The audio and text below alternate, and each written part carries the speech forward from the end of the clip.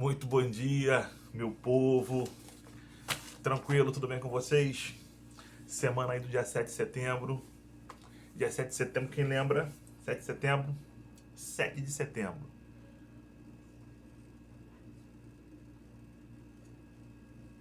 Lembrou aí?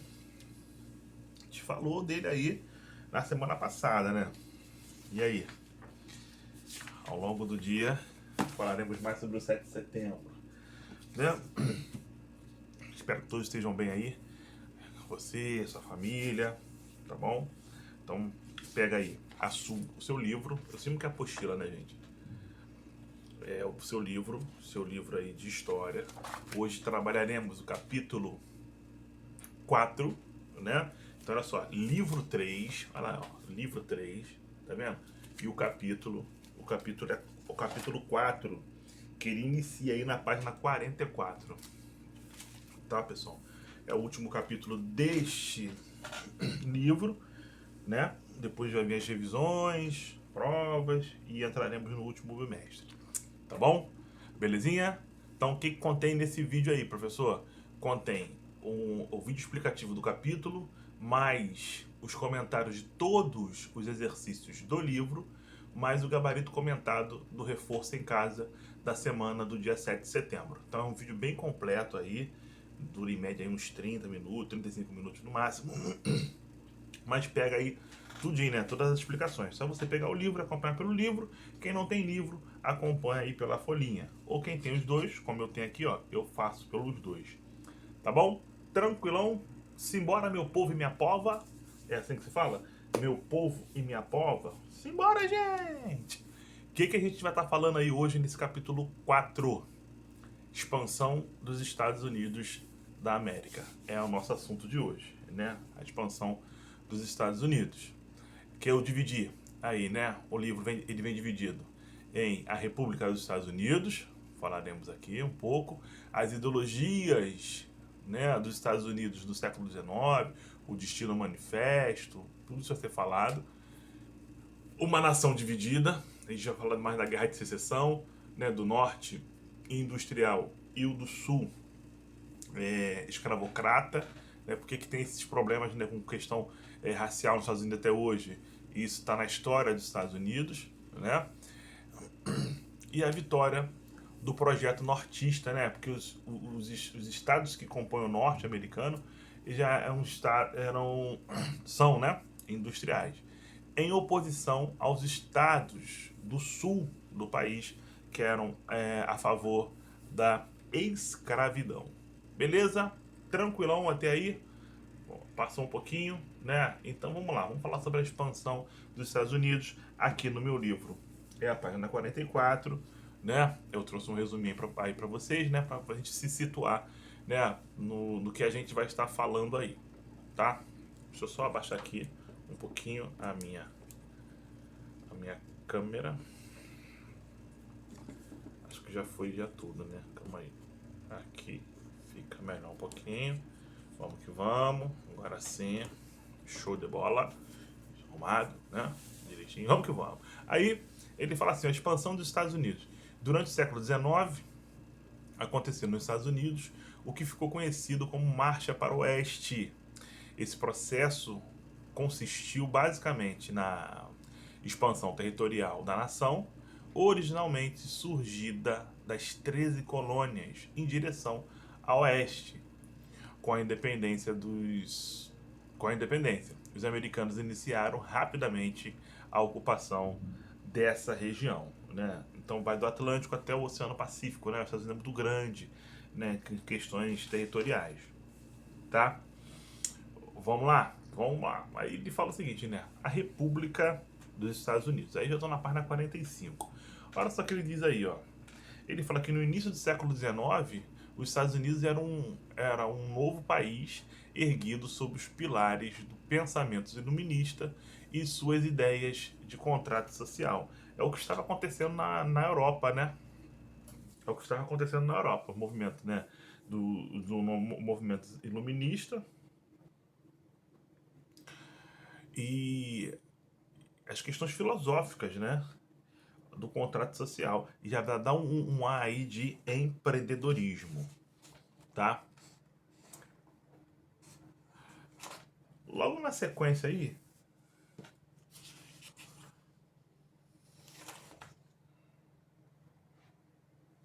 logo na sequência,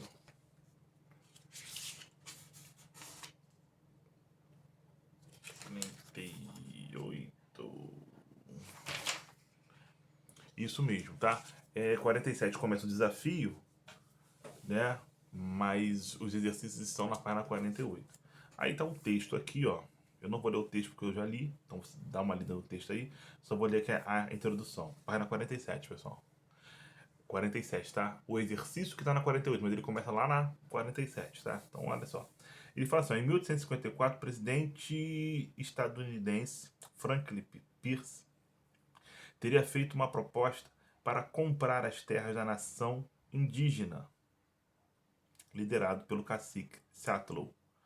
Acredita-se que o texto a seguir, conhecido como a resposta do cacique, tenha sido sua réplica ao presidente.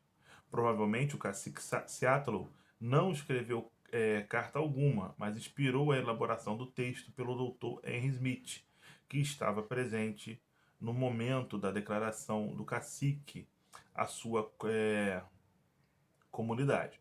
Hoje sabemos que esse material sofreu mudanças ao longo do século XX, mas ainda assim seu conteúdo continua sendo uma conhecida declaração de respeito à natureza.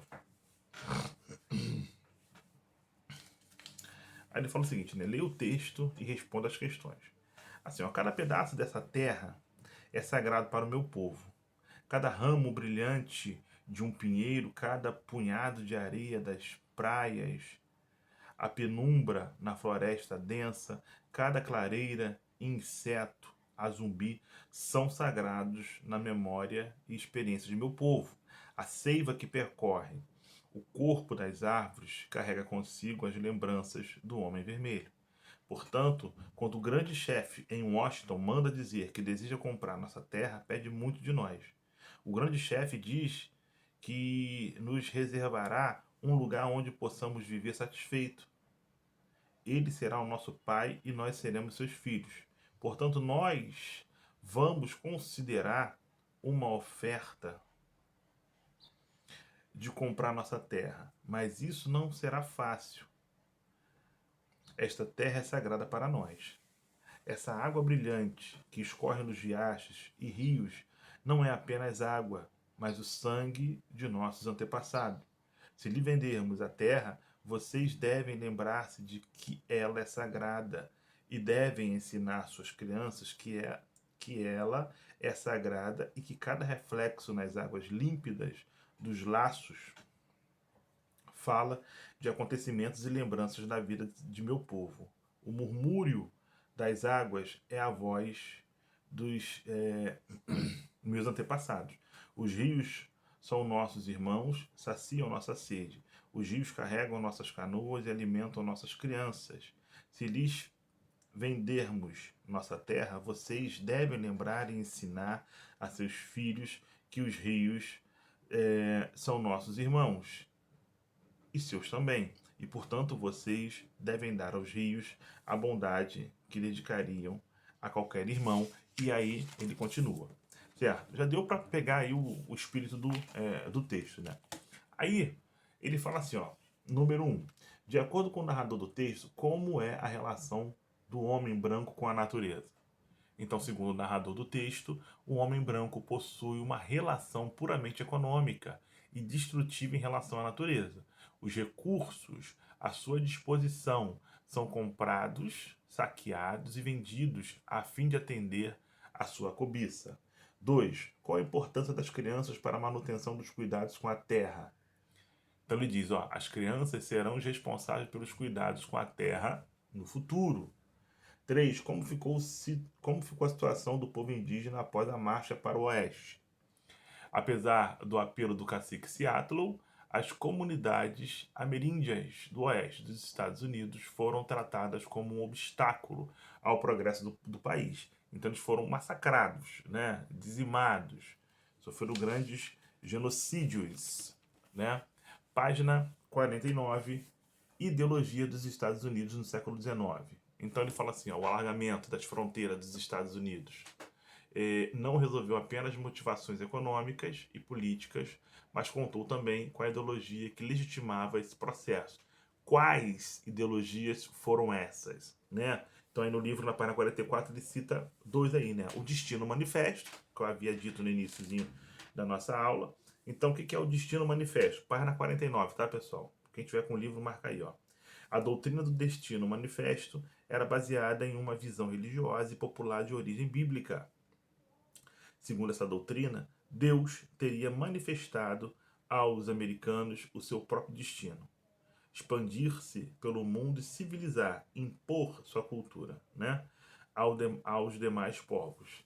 A princípio, essa teoria envolveu o domínio dos povos nativos e a conquista da América do Norte, até o litoral do Oceano Pacífico. Tempos depois, passou a justificar a ação dos Estados Unidos em outros lugares no planeta, sobretudo na América Latina. Então, são, né? E a segunda ideologia é a ideologia da doutrina Monroe, né? Olha só o que diz, ó. James Monroe, presidente dos Estados Unidos entre 1817 e 1825, criou a doutrina que leva seu nome. Ele pode ser sintetizada, ou seja, resumida, por uma conhecida frase: América para os americanos. A sentença era um alerta à tentativa das nações europeias em recolonizar, né, o continente americano, particularmente Portugal e Espanha.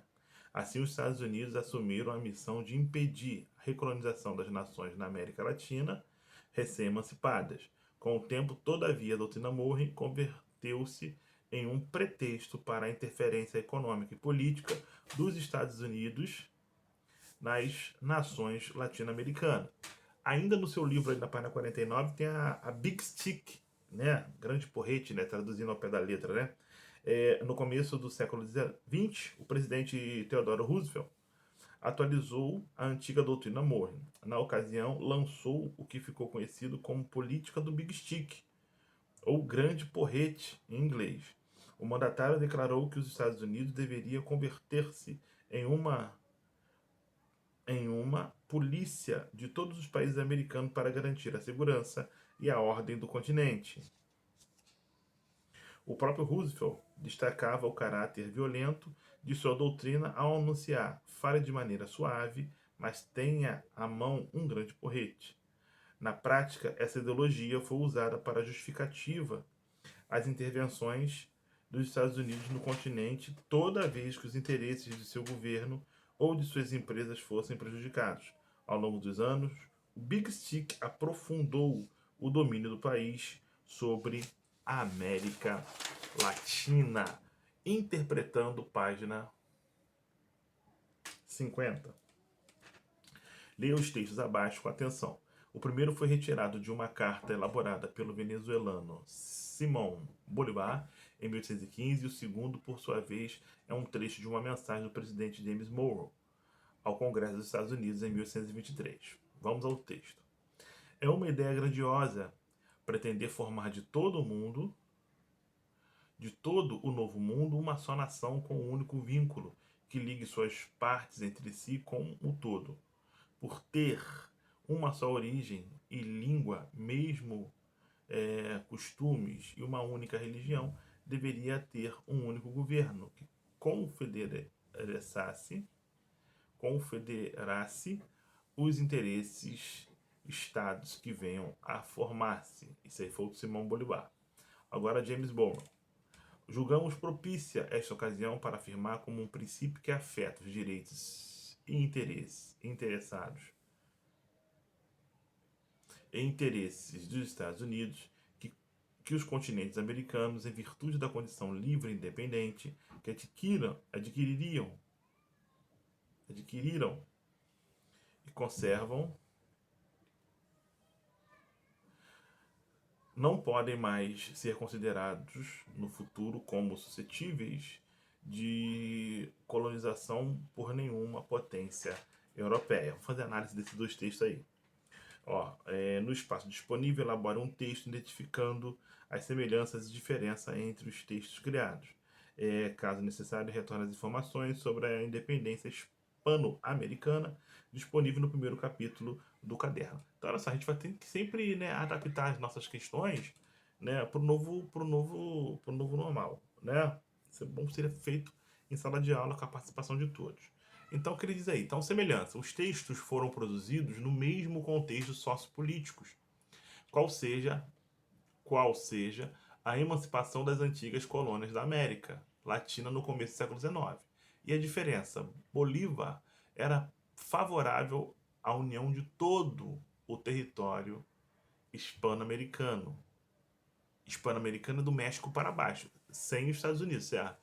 Sem os Estados Unidos e o Canadá, futuramente, né, são de origem anglo-saxônica. Hispânico é do México para baixo, exceto o Brasil. Tranquilo ou tranquilão? Uma nação dividida.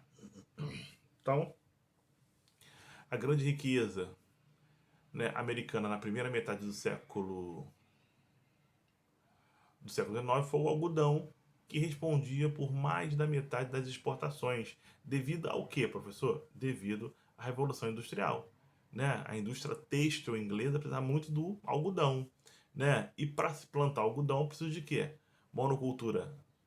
Plantar somente algodão, né? Grande extensão de terra, com uma única cultura e mão de obra escrava. Aí entra os estados do sul americano. Então os sulistas são a favor, né, a favor da escravidão. Quem é que vai tocar as empresas? Perdão, gente. Quem é que vai tocar as fazendas? Né? Na estrutura do plantation. Lembra do plantation? Mão de obra escrava, monocultura e grande extensão de terra voltada para o mercado externo. Né? Olha só, a estrutura do plantation. Né? Por isso que vai ser uma nação dividida. Sul, né, os sulistas escravocrata e os nortistas, né, já a favor, né, da industrialização, né, que vai gerar aí a guerra de secessão, que iremos falar mais à frente um pouquinho. Ação, página 52. Vamos lá, número 1.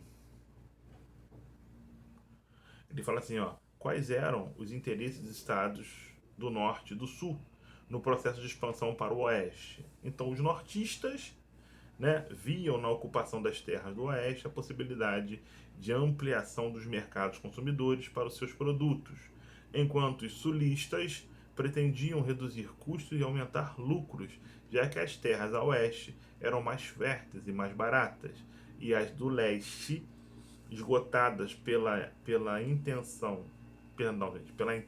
exploração, necessitavam de recursos, o que significava mais gastos. Número 2. Porque os estados do sul dos Estados Unidos eram contrários à abolição da escravidão. As plantações de algodão, produto em alta graças à exportação da Revolução Industrial Inglesa, eram mantidos pelo trabalho escravo e representavam mais de 50% das exportações americanas. Assim, o sul agroexportador dependia da mão de obra escrava africana nos latifúndios. 3. Qual era o principal interesse dos Estados do Norte, principalmente dos grandes empresários capitalistas, na causa abolicionista? Com a abolição da escravidão, o norte industrializado visava o aumento do mercado consumidor nacional de produtos industrializados e a abertura de novas áreas para o investimento do capital.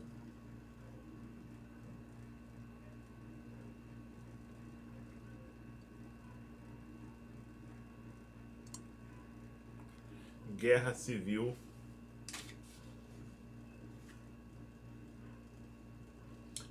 Americana ou Guerra de Secessão, página 53, ó.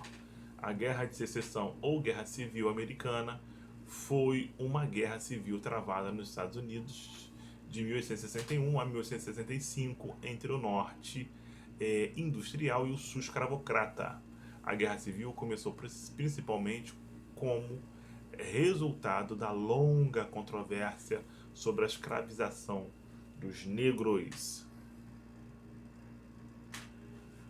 Page, caraca, Page, aí tirei onda. Page 55. Como é que é 55 em inglês, gente?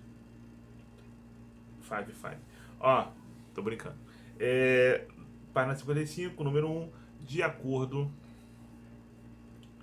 com o que foi estudado sobre a Guerra de Secessão, explique por que era possível antever o resultado da guerra.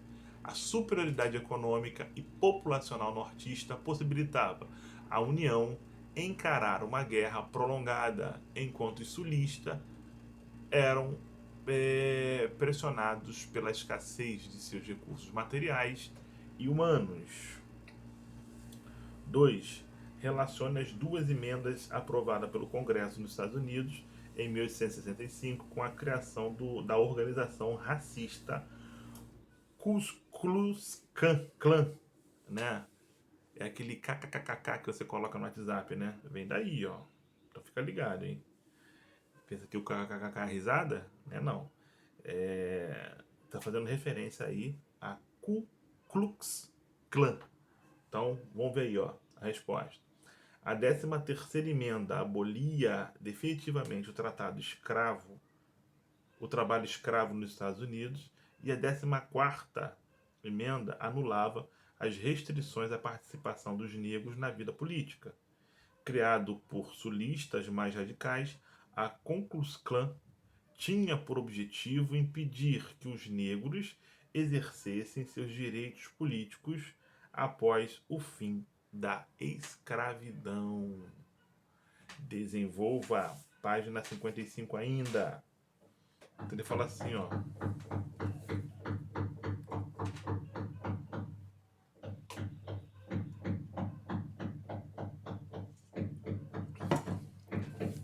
Tá ouvindo, pessoal? Tá ouvindo? Tá ouvindo?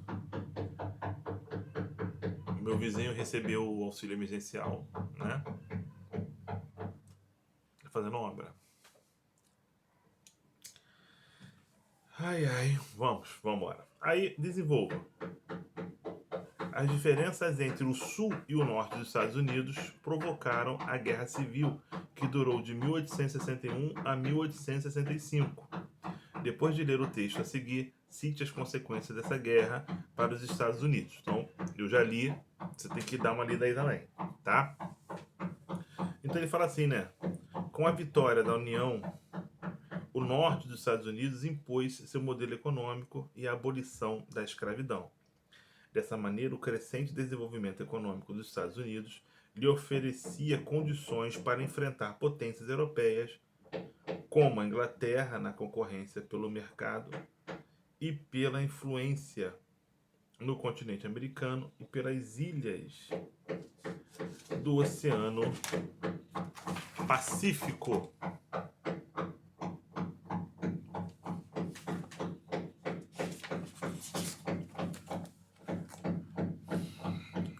Vamos lá, pessoal. A vitória do projeto nortista, página 56. Página 56. Então ele diz aqui, né?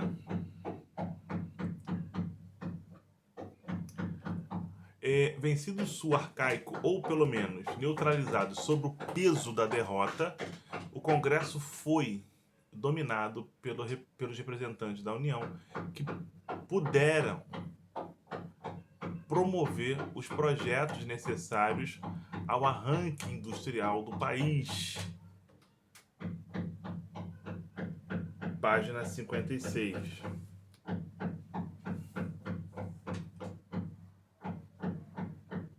Só um minuto, pessoal. Só um minuto. Vamos lá, pessoal. Eu vim aqui pro outro quarto aqui, mas o rapaz ali tá com espírito de pica-pau, né? Então vamos abstrair aí esse infeliz e vamos continuar aqui a nossa aula aqui. Então olha só, na página 54, vamos lá, ó, na página 54, na questão ali do simulando, né? simulando. Ele fala assim, ó: após o fim da Guerra Civil Norte-Americana, em 1861 e 1865, antigos soldados confederados e proprietários rurais sulistas organizaram a Ku Klux Klan, grupo que teria influência duradoura na história política norte-americana. A cenário alternativa que indica características ideológicas e práticas dessa organização. Então a questão A aí, ó, que diz o seguinte: defesa da supremacia branca e da segregação racial dos Estados Unidos. Maldito, né? 58, vamos lá. Interpretando. Então, tem um pequeno texto aí, né, que eu já li, espero que vocês leiam também, né? E fala assim, ó: com base na leitura realizada, utilize o espaço disponível e elabore um pequeno texto que responda. Com a construção das ferrovias, era percebida nos Estados Unidos durante o século XIX. Então era só que ele diz, ó: o desenvolvimento da malha ferroviária nos Estados Unidos, principalmente após a Guerra de Secessão, associou-se fortemente à ideia de conquista do progresso. Finalizando aí, pessoal. Vozes ativas, página 59, né?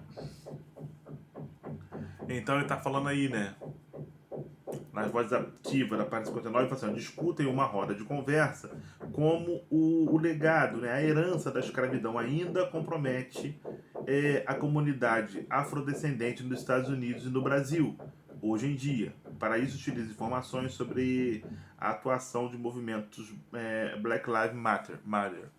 Então ele fala o seguinte, né? Aí, a escravidão marcou de forma que não se pode apagar a formação histórica de antigas nações escravocratas, tanto nos Estados Unidos quanto no Brasil.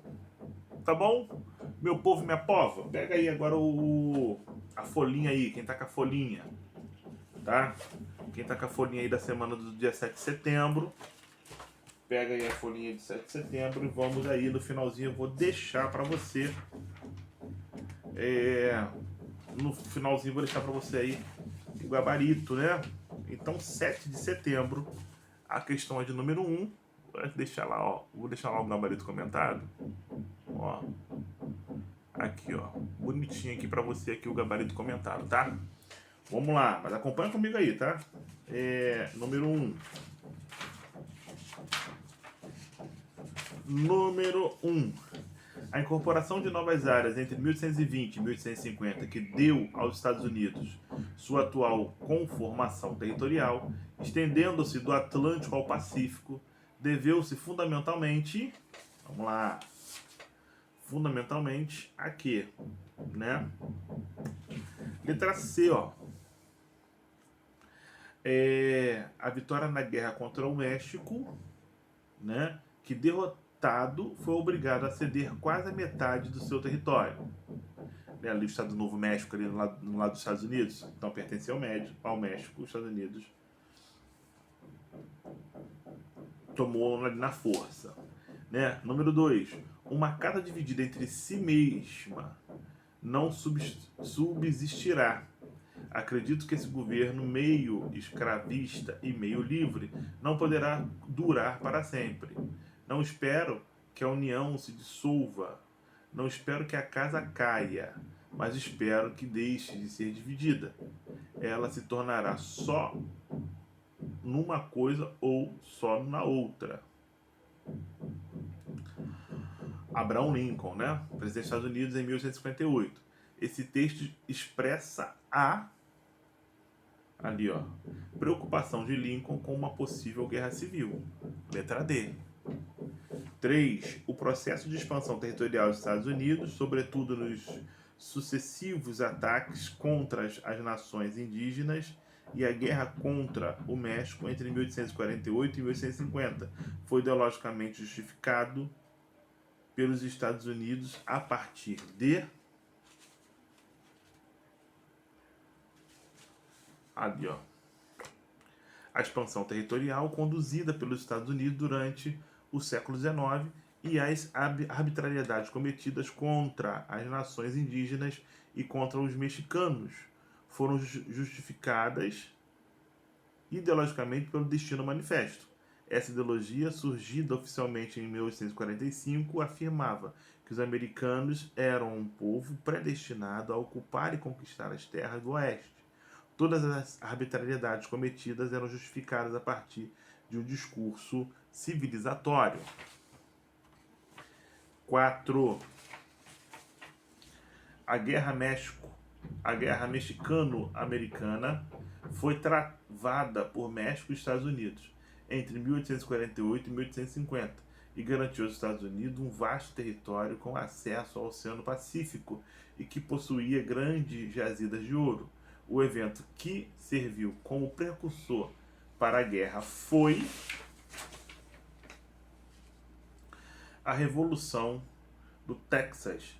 Aconteceu em 1836, quando colonos americanos, satisfeitos com o governo mexicano, iniciaram uma rebelião que declarou a separação em relação ao México.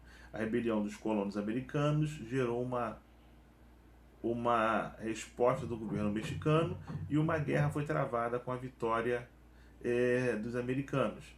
Tempos depois, a região anexou-se ao território dos Estados Unidos e uma tensão muito grande entre as duas nações, o México e os Estados Unidos, surgiu. Nessa tensão, somada a outras razões, levou ao início da Guerra Mexicano-Americana em 1848. 5. Ao final da Guerra de Secessão, a Constituição dos Estados Unidos sofreu a 13ª emenda, que aboliu a escravidão. Os brancos sulistas aceitaram o fim da escravidão. A absorção do afro-americano na sociedade sulista foi extremamente difícil, pois os sulistas não haviam aceitado bem o fim da escravidão em seus territórios, ainda que fossem obrigados a aceitá-la por terem perdido a guerra. Com isso surgiram diversos grupos na sociedade sulista que promoveram intensa discriminação racial, com destaque para a Ku Klux Klan, que ameaçava, linchava, torturava e matava afro-americanos e tinha como objetivo manter a supremacia branca no Sul. 6 e última. A Guerra de Secessão iniciou-se quando os estados sulistas declararam sua secessão e promoveram um ataque contra Fort Sumter. Qual foi o estopim para o início do conflito? A vitória de Abraham Lincoln nas eleições de 1860 não foi bem vista pelos sulistas. Lincoln, que era do Partido Republicano, era favorável ao trabalho livre e advogava a ideia de que a escravidão deveria ser mantida exclusivamente nos estados sulistas, sem expandir-se para os novos territórios conquistados pelos Estados Unidos. Com a alta insatisfação disseminada pelos sulistas, foi iniciado o movimento de secessão com a Carolina do Sul em dezembro de 1860. Tranquilo, pessoal? Vai ficando por aqui, né? Mas essa aula um pouco conturbada aí, com esse meu vizinho fazendo aí a obra, né? Que ele ganhou um auxílio emergencial, né? Mas espero que na próxima aula esteja tudo tranquilo, calmo, como sempre. Tá bom? Forte abraço, fique com Deus. Tem em mim um amigo que você precisar, você pode me chamar. Os nossos encontros ali sempre às segundas-feiras de 8h30 a 9h30. Você pode estar tirando aí eventuais dúvidas. Tá bom? Forte abraço, fique com Deus e até o nosso próximo encontro. Tchau, tchau.